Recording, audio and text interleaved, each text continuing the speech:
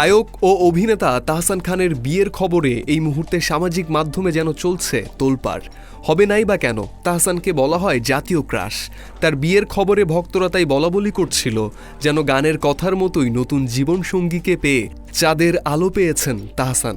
কিন্তু দিন পেরোতেই তাহসানের জীবনে আসা নতুন চাঁদের কলঙ্কের দাগ খুঁজছেন অনেকে। হারির খবর হলো তাহসানের নববধূ রোজা আহমেদ, যিনি পেশায় মেকআপ আর্টিস্ট। আর তাদের বিয়ের খবর সামনে আসলে নেটিজেনরা শুরু করে বিস্তর চর্চা। জানা যায় বরিশালের মেয়ে Roja Ahmed. Barishal model school and college থেকে পড়াশোনা করেছে রোজা। সামাজিক মাধ্যমে আলোচনা হচ্ছে রোজার বাবা পানামা ফারুক ও প্রাক্তন প্রেমিককে নিয়েও।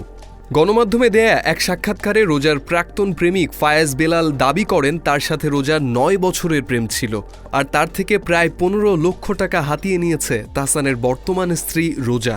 প্রাক্তন প্রেমিক আরও দাবি করেন তাহসানের কারণেই তাদের 9 বছরের সম্পর্ক ছিন্ন করেছেন রোজা।